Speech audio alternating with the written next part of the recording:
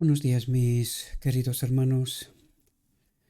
Hoy, por la gracia de Dios, vamos a tratar de entender un tema que no es suficientemente comprendido. Incluso hoy vamos a tumbar algunos mitos, ¿verdad? De las creencias del cristianismo. Así que le ruego a nuestro Dios que nos acompañe, que nos envíe su Espíritu, que nos capacite para que podamos entender su verdad, su realidad, su perspectiva. Bien, mis queridos hermanos, el tema de hoy está titulado La naturaleza divina y humana de Cristo. Y vamos a entrar a profundizar, veamos qué es lo que nos trata de decir nuestro Dios. Y dice lo siguiente.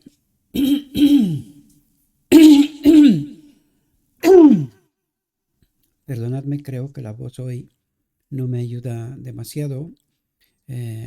Hablar tan seguido y aquí afuera hoy aquí hay fresquito, pega el viento bastante fuerte y se ve que mi voz no está del todo conforme, ¿no? Por lo tanto, quiero deciros que he traído unos pocos párrafos de un texto de la reflexión, ¿verdad?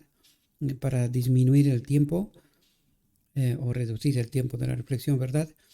Sin embargo, en la descripción del vídeo encontraréis el enlace donde podéis ir en Origen y os invito a que vayáis en Origen a ver toda la reflexión. Sin embargo, yo me he quedado con los textos más relevantes para poder entender realidades profundas del Evangelio, ¿verdad? Y nos dice lo siguiente: Cristo conoce las pruebas del pecador, conoce sus tentaciones, Él ha asumido nuestra naturaleza. Él fue tentado en todos los puntos, como nosotros, y Él sabe cómo socorrer a los que serán tentados. Él ha llorado y conoce vuestras penas, Él ha sido testigo de todas vuestras aflicciones.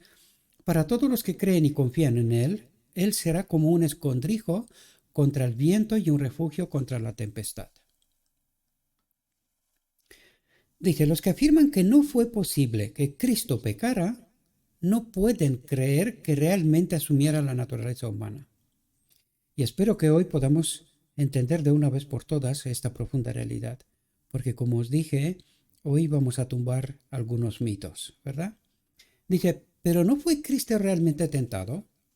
No solo por Satanás en el desierto, sino durante toda su vida, desde la niñez hasta la madurez. Ahora, ¿qué es lo que trata de decir? ¿Por qué resalta tanto esto? Pero si fue tentado por el enemigo, ¿sabía el enemigo quién era él? ¿Por qué lo tentó? Porque era un ser humano. Él lo sabía muy bien, ¿verdad? Dice, en todo fue tentado como nosotros, y porque resistió con éxito a la tentación en todas sus formas, dice, dio al hombre el ejemplo perfecto. Y necesitamos mirar al hombre Jesucristo para poder entender la realidad, ¿verdad? La realidad desde la perspectiva divina. Y dice, y por medio de la amplia provisión que Cristo ha hecho, ¿qué nos trata de decir? Por esta vida, por su Espíritu que está depositado en el Padre y que nos lo da a nosotros, ¿verdad? Por esta amplia provisión, dice, podemos llegar a ser partícipes de la naturaleza divina, habiendo escapado de la corrupción que hay en el mundo por la concupiscencia. Cuando habla de la corrupción que hay en el mundo, es de la contaminación de la verdad, mis amados. Porque no podemos tener a Cristo, y creo que una y otra vez hemos demostrado esto, no podemos tener la presencia de Cristo mientras aquí hay error, y lo vamos a ver hoy, ¿verdad? Cuando nuestro carácter no se asemeja al carácter de Dios. Porque esta es la obra, ¿verdad? De purificar el lugar santísimo que es nuestra mente, ¿verdad?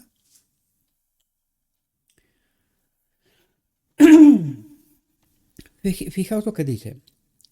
Jesús dice, al que venciere, le daré que se sienta conmigo en mi trono, así como yo he vencido y me he sentado con mi Padre en su trono.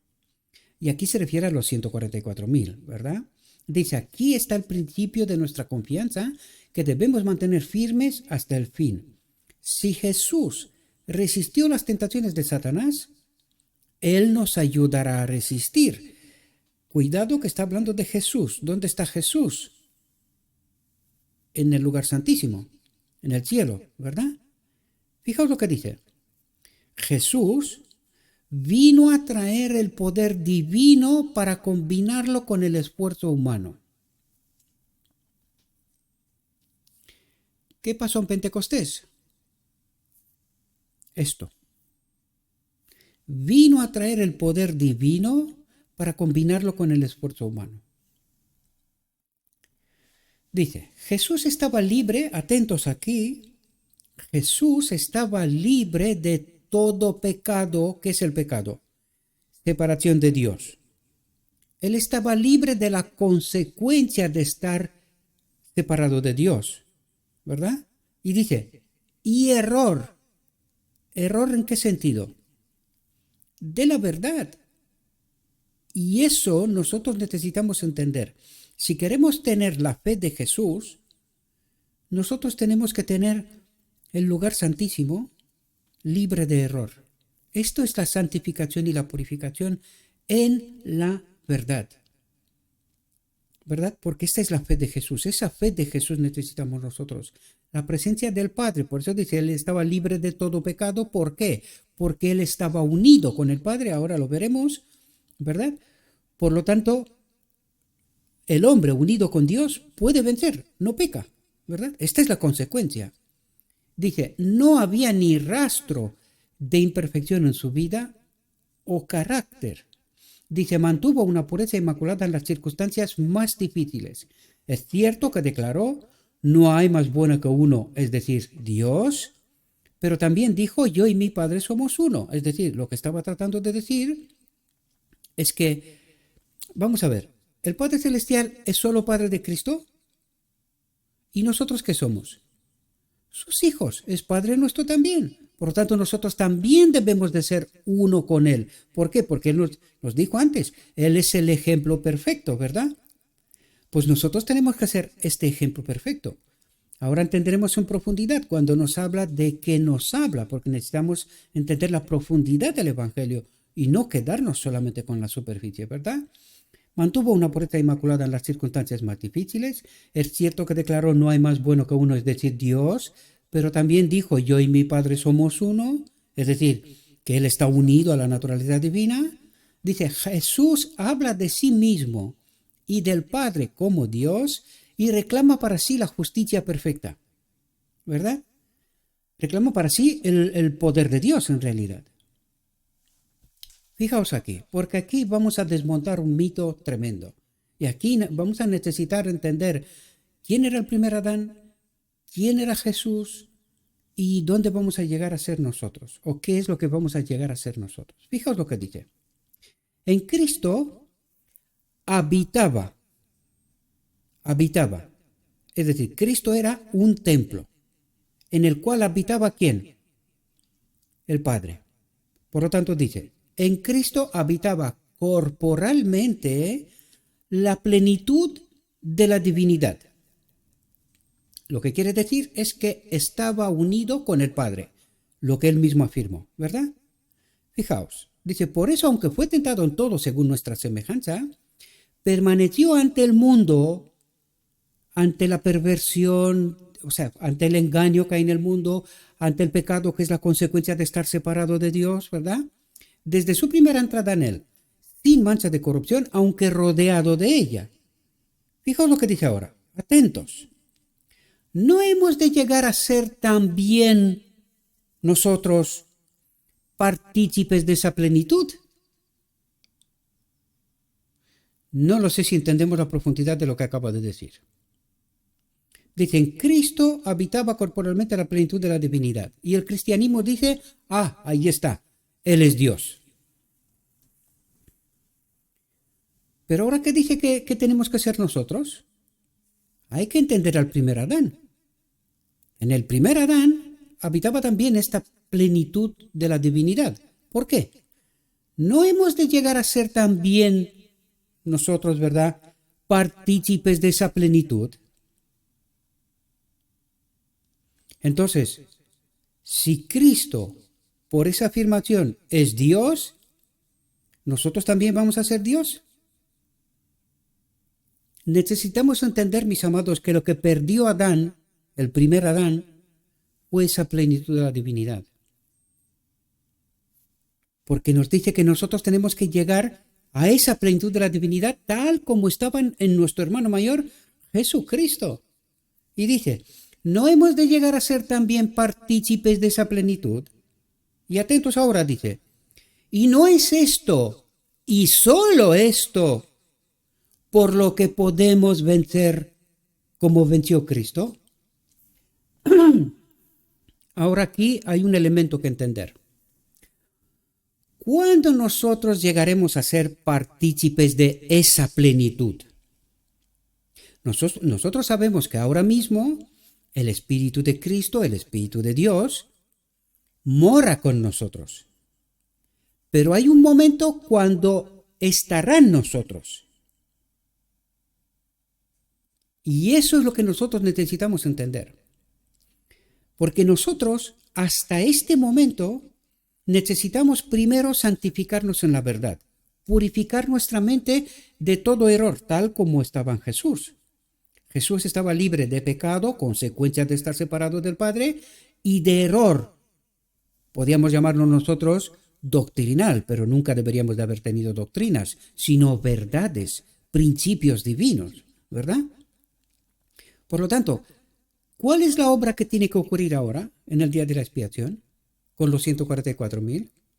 Que purifique su mente de todas mentiras y engaños del enemigo de Dios. ¿Por qué es necesario esto? Porque nosotros tenemos que hacer una elección, y tiene que ser una elección eterna. Recuerden que en la boda del Cordero, nosotros se nos da esta ropa blanca que es símbolo de la presencia del Espíritu de Cristo, de la verdad, de santificación, purificación, ¿verdad? Símbolo de esto. Y cuando entramos en la boda, el Padre dará su acepto. Es decir, que nosotros hemos hecho una elección, hemos entendido la verdad, hemos entendido la controversia y hemos hecho una elección para la eternidad. Reconociendo quién es el Padre, quién es Jesucristo, cuál es la ley del universo, cómo se manifiesta, es decir, el carácter, cosa que muchos de nosotros hoy no lo sé ni siquiera cómo decirlo, mis hermanos, porque nos enfadamos con tan suma facilidad, lo tomamos todo tan a pecho, mantenemos división, discordia, y no logramos, nosotros nos creemos tan que cuando se nos dice alguna cosa, nos ponemos como la moto. Y no aceptamos ningún tipo de corrección, porque nos creemos más de lo que realmente somos.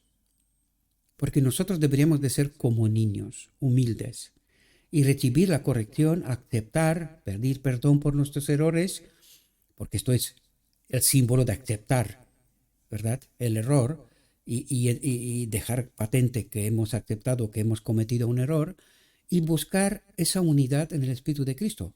Y si nosotros no nos arrepentimos de nuestros errores, difícilmente podemos tener la presencia de Cristo con nosotros. Y tenemos que entender esta realidad, ¿verdad?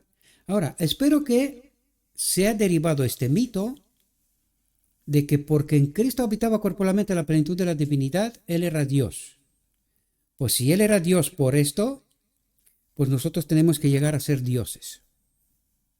Y espero que podáis entender el error de comprender mal este concepto. Y espero que también podáis entender quién es el hombre Jesucristo. Él es Dios porque el Padre lo ha exaltado, pero no es Dios en naturaleza. Él era como el primer Adán. Ni más ni menos, mis amados. Y espero que podáis entender este grave error conceptual de creer que Jesucristo era Dios en naturaleza. Y cuando comprendes esto, tienes que entender qué pasó en la cruz. Tienes que dejar el vino de Babilonia de una vez por todas fuera, porque no puede haber santificación sin esto. nosotros tenemos que proclamar el verdadero evangelio y no un evangelio mezclado con el vino de Babilonia. Y fijaos lo que dice a continuación. Dice, ¿por qué somos tan torpes para comprender? Y es buena pregunta, una buena reprimenda, ¿verdad? ¿Por qué somos tan torpes para comprender? ¿Por qué no nos aferramos a Jesús atentos y extraemos de Él, por la fe, la fuerza y la perfección de su carácter? ¿Cuál era la fuerza y la perfección de su carácter? La presencia del Espíritu de Dios en Él. Eso nos va a explicar ahora. Fijaos lo que dice. Dice, hemos de mirar a Jesús. ¿Quién es Jesús? El hombre. Y subir peldaño a peldaño en la obra de vencer. Obra de vencer. Pero nosotros ya sabemos que no podemos vencer mientras aquí hay contaminación. Nosotros necesitamos limpiar aquí para que la presencia de este poder y de esta fuerza de Jesús pueda acompañarnos. Y es apenas entonces cuando podemos vencer. ¿No es eso lo que nos dijo anteriormente? Fijaos. Dice, no hemos de llegar a ser también partícipes de esa plenitud.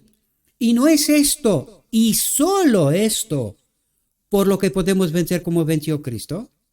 Por lo tanto, la única manera de ser vencedores es que aquí vuelva la Shekinah. ¿Y cuándo ocurre esto? Pues ahora nos lo explicará, ¿verdad? Por lo tanto, necesitamos entender bien lo que trata de explicarnos. Dice, hemos de mirar a Jesús y subir peldaño a peldaño en la obra de vencer, mientras las tentaciones nos cercan. Dice, permaneciendo en Cristo, estaba hablando que hemos de mirar a Jesús, ¿verdad? Y ahora nos dice, permaneciendo en Cristo, en esta vida que Él nos ha regalado y que también estaba en Él, cuidadín, ¿verdad? Dice, nos hacemos uno con Él.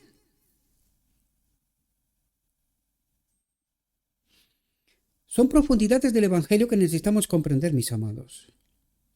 Porque si no, esta mezcla de vino de Babilonia nunca nos hará copartícipes con Cristo de este poder.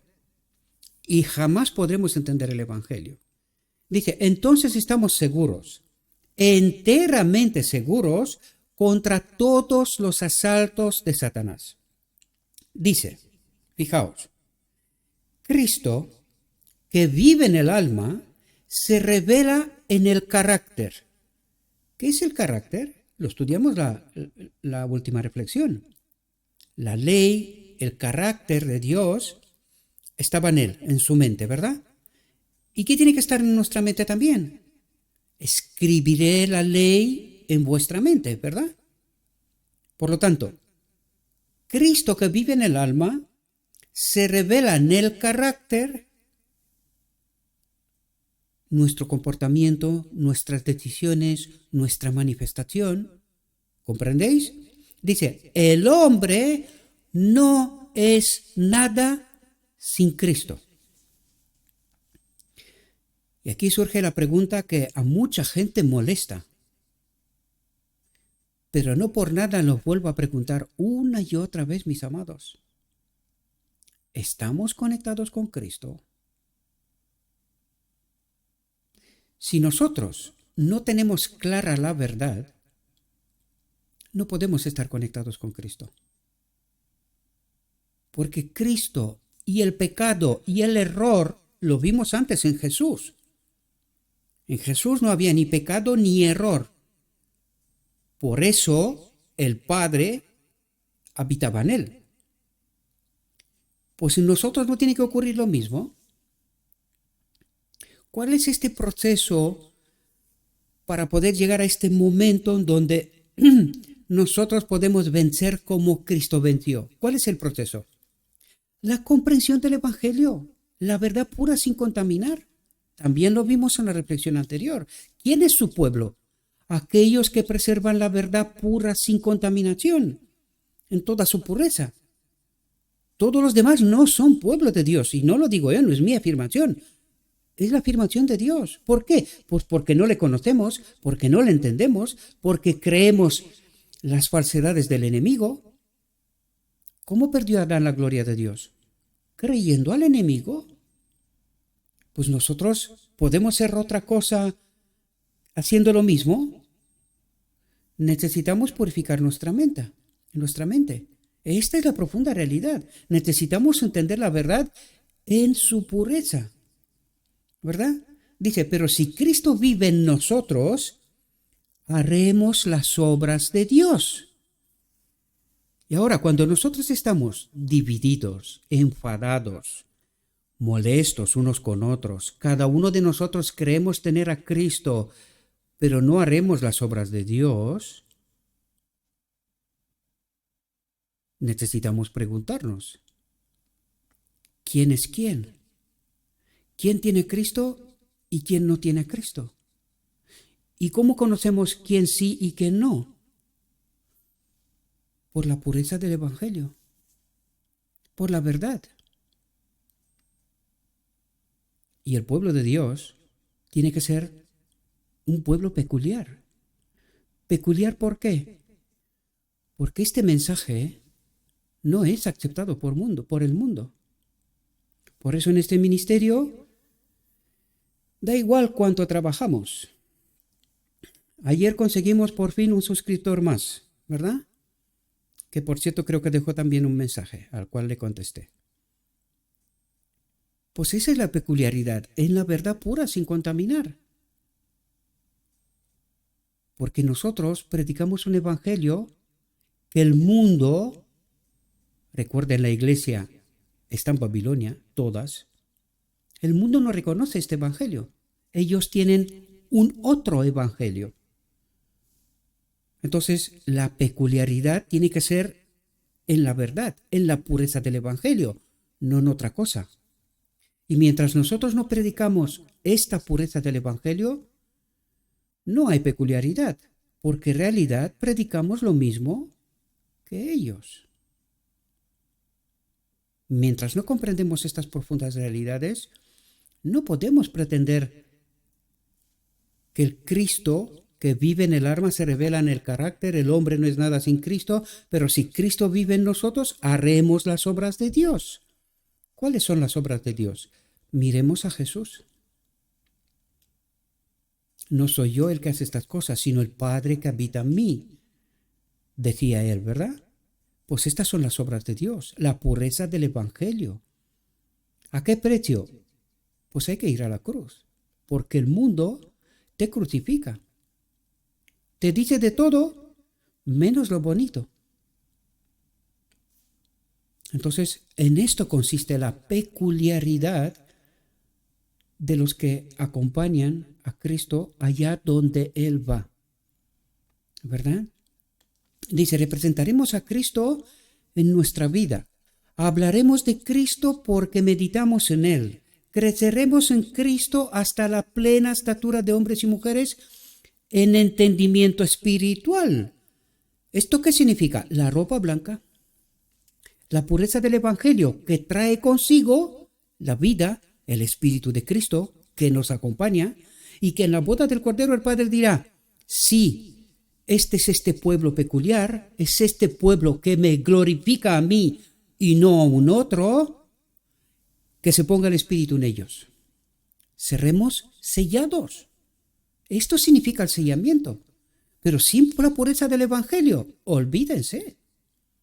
Nosotros podemos decir que salimos de Babilonia, que hacemos no sé qué, que no sé cuánto.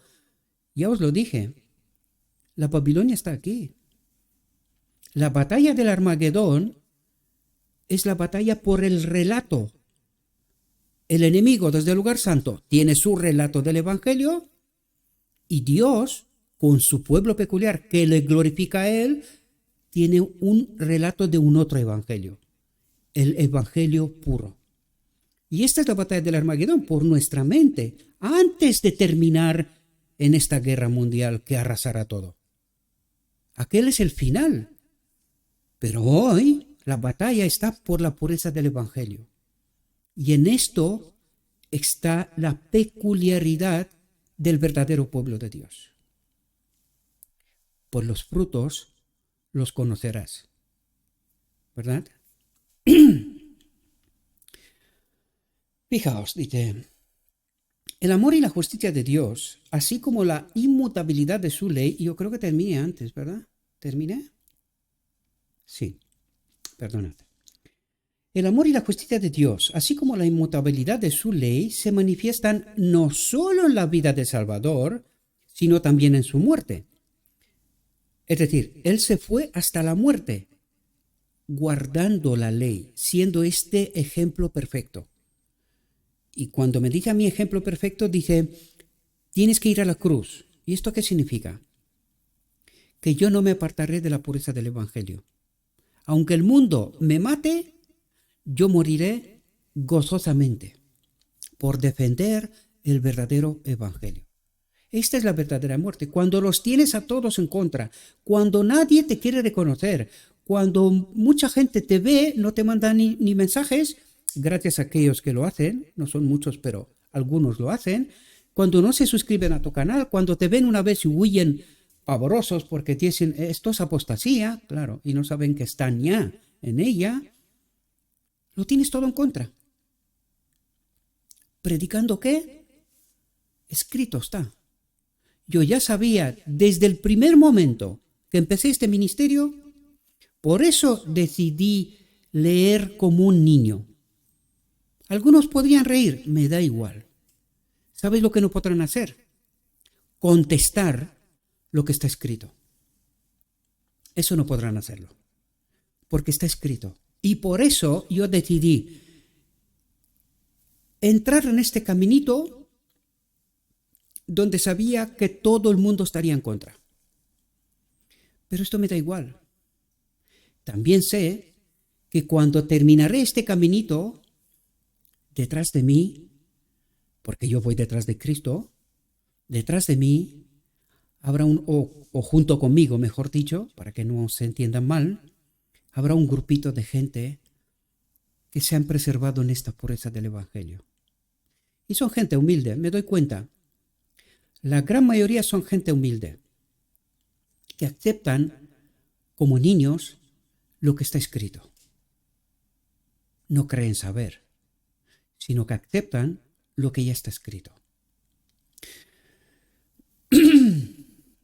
Dicen, todo quiso ser semejante a sus hermanos. Fue tentado en todo según nuestra semejanza. No ejerció en su favor ningún poder que el hombre no puede ejercer. Y nosotros necesitamos entender esto, porque por eso os dije antes, se tumbó un mito. No ejerció en su favor ningún poder que el hombre no pueda ejercer. ¿Quién era Jesucristo?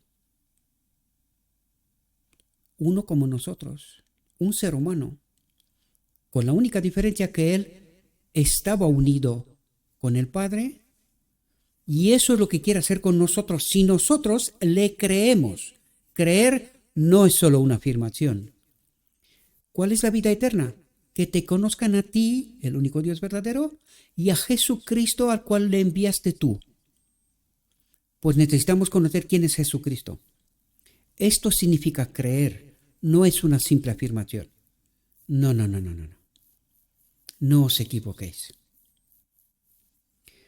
Dice, como hombre enfrentó la tentación y venció con la fuerza que tenía él, porque era Dios. Venció con la fuerza que Dios le dio. Otro mito se fue al traste.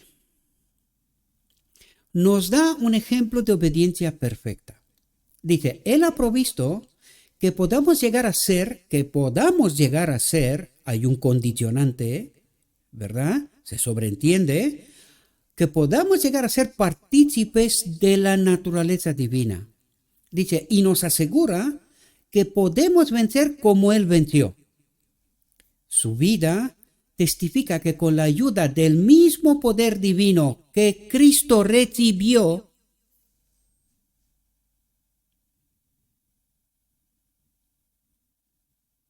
espero que podáis entender, Cristo recibió. Entonces, ¿quién es él? ¿Quién es él? Un Dios. Espero que podáis entender en profundidad, mis amados, por qué se esfuerza tanto el Evangelio a ayudarnos a entender que Él era uno como nosotros. La única diferencia que hay ahora es que necesitamos participar de la boda del Cordero. Pero para poder participar de la boda del Cordero, necesitamos conocer al único Dios verdadero y a Jesucristo. Este es el condicionante. Y necesitamos entender que Él es uno como nosotros. Esto es lo que el enemigo escondió, nos robó. Y por eso nos inventó y nos vendió la doctrina de la Trinidad. Pero la verdadera causa es esconder quién es el hombre Jesucristo.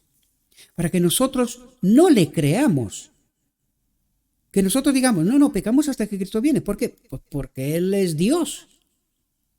Como no es como nosotros, pues claro, Él pudo, pero nosotros no podemos. ¿Y sabéis lo que más nos escondió, mis amados? La boda del Cordero. La comprensión de lo que trata de explicarnos aquí. ¿En qué momento nosotros llegaremos a ser partícipes de la naturaleza divina en plenitud? Y este momento es la boda del Cordero. Esto también lo escondió. Por eso la Odisea no sabe nada de esto. Tú les preguntas y no saben. Ellos dicen, no, hay una cena en el cielo.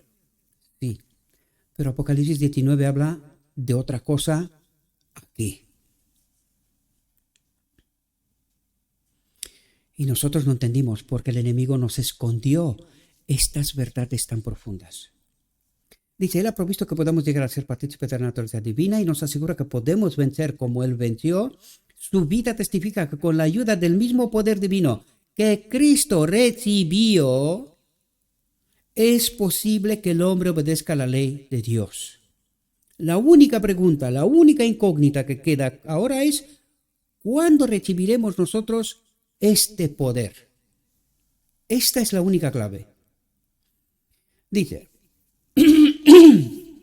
en Cristo se unieron lo divino y lo humano, el creador y la criatura.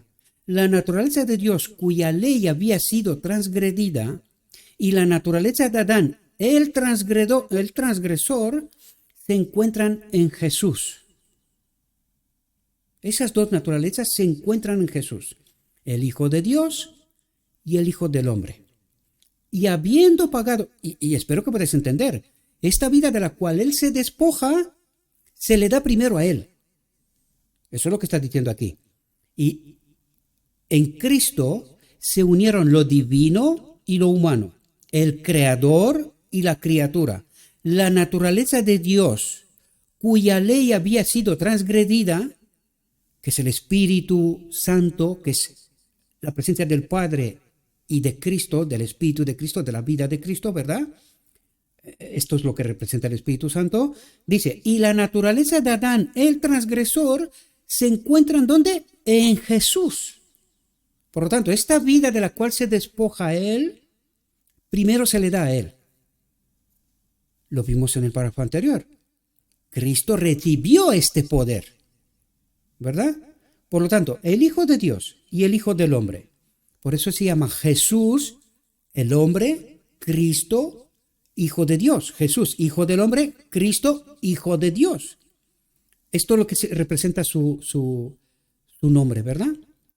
Dice, y habiendo pagado con su propia sangre el precio de la redención, ¿cuándo?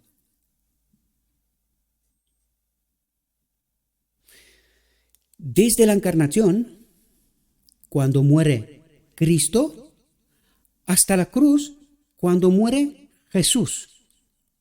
Sacrificio completo. Muere el Hijo de Dios, muere el Hijo del Hombre. Los dos, las dos naturalezas. Y esta es la obra completa. ¿Verdad? Bueno, completa entre comillas, porque la obra completa, consumado es por segunda vez, ocurre al final del día de la expiación, cuando el hombre es unido de nuevo a Dios. Es allí cuando la obra de Jesucristo termina por completo. Apenas ahí, no la cruz. La cruz todavía no, ¿verdad?